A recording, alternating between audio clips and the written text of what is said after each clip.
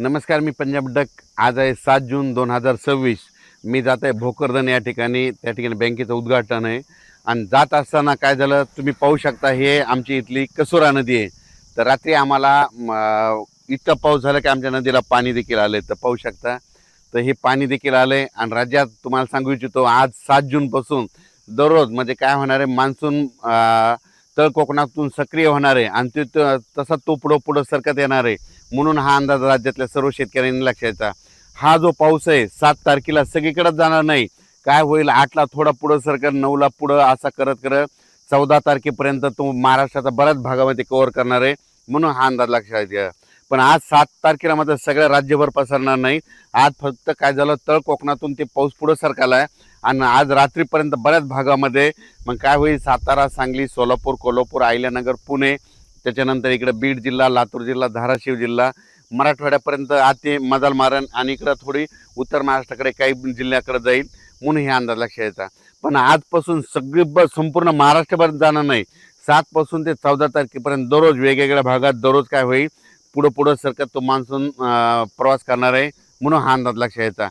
काल देखील म्हणजे काल 6 जूनला देखील आमच्या परभणी जिल्ह्यामध्ये सेलू तालुका, मानवत तालुका, परभणी जिल्ह्यामध्ये मानवत ह्या भागामध्ये इतकं वादळी वाऱ्यानं शेतकऱ्याचं अतोनात नुकसान केलं. लाईटचे ट्रान्सफॉर्म उपटून पडले, त्याच्यानंतर सोलार उपटून पडले. म्हणजे इतकं वारं भयानक होतं की खूप म्हणजे पाऊस पडला. आणि हे आमच्या इथली ही कसुरा नदी आहे. त्या कसुरा नदीला यात पाणी देखील आलं. इतका पाऊस झाला. म्हणून हे देखील तुम्हाला सांगू इच्छितो. राज्यात सर्व शेतकऱ्याला सांगू इच्छितो, पेरणी करताना शेतामध्ये जायचं, जमिनीमध्ये ईदभर ओल असेल तरच पेरणीचा निर्णय घ्या. नसता 4 बोट ओल असेल, 6 बोट असेल तर पेरणी करू नका. म्हणून हे देखील सर्व शेतकऱ्यांना लक्ष द्यायचं.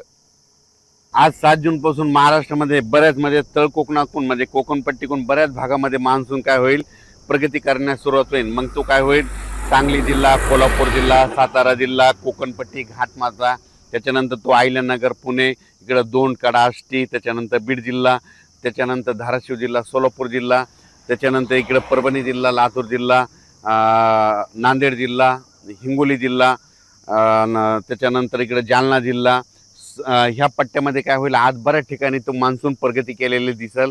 म्हणून हा अंदाज लक्षात द्यायचा. आज मात्र संपूर्ण महाराष्ट्रभर जाणार नाही. फक्त आज मात्र काय होईल माहिती आहे का, की म्हणजे आज सुरुवात झालेली आहे. तर तसं तर रात्रीच बऱ्याच ठिकाणी पाऊस सुरू झालेला आहे. पण माझी शेतकऱ्याला विनंती आहे, शेतकऱ्याची पेरणी मी पहिल्यापासून म्हणतो की 3 टप्प्यात होणार आहे. 7 जून ते 14 जूनमध्ये जर असा काही काही ठिकाणी पाऊस पडला आणि ईदभर ओल गेले तर त्यांच्या पेरण्या लागतील. त्याच्यानंतर काय होईल, 20 जून शेवटच्या आठवड्यात, 20 जूनच्या 30 जूनमध्ये एक पाऊस येईल, त्याच्यामध्ये पेरण्या होतील. आणि त्याच्यानंतर त्याच्यातून जर काही शेतकरी उरले तर 10 जुलै ते 15 जुलैमध्ये पाऊस येणार आहे आणि त्याच्या शेतकऱ्याच्या पेरण्या होणार आहेत. म्हणून हा अंदाज लक्षात यायचा. अचानक वातावरण बदल झाला. मान्सूनचा पाऊस आहे, तुम्हाला सांगतो की लातूर जिल्हा एक त्यांच्या पेरण्या लागतील, कारण की काल देखील खूप पडला आणि आणखीन तिकडे देखील आहे.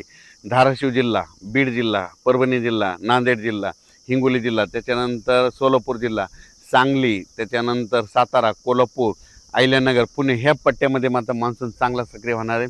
त्याच्यानंतर विदर्भात पण काय होणार आहे, यवतमाळ जिल्हा, वाशिम जिल्हा, त्याच्यानंतर वर्धा, नागपूर, भंडारा, गोंदिया, चंद्रपूर, अकोला, अमरावती, बुलढाणा ह्या पट्ट्यामध्ये चांगला हे मान्सूनचा पाऊस चांगला सुरुवात करणार नाही आणि यांच्या देखील मात्र पेरणीला चांगला योग येईल म्हणून हे देखील लक्षात येतं.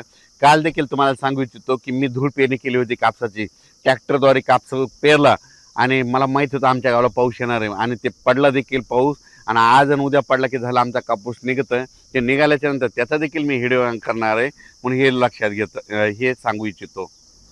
आणि शेतकऱ्याला परत सांगू इच्छितो की शेतकऱ्याच्या पहिल्यापासून म्हणतो की 3 टप्प्यामध्ये पेरणी होणार आहे. एक पहिला 7 जून ते 14 जूनच्या दरम्यान जिथे जास्त पडेल त्यांच्या पेरण्या ईदभर ओल गेली त्यांच्या पेरण्या सुरू होतील. 20 जून ते 30मध्ये एक पाऊस पडणार आहे, त्यांच्या परत एकदा लागते. आणि त्याच्यातून जर काही शेतकरी उरले तर 10 जुलै ते 15 जुलैमध्ये एक पाऊस येणार आहे, त्याच्यामध्ये पाऊस पडेल आणि त्याच्यामध्ये पेरण्या होतील. पण यावर्षी चांगला पाऊस आहे, सरासरी इतका आहे, पिकाला लागल तसा आहे, दुष्काळ वगैरे काही पडणार नाही. म्हणून हा अंदाज सर्व शेतकऱ्यांनी लक्षात घ्यायचा. धन्यवाद.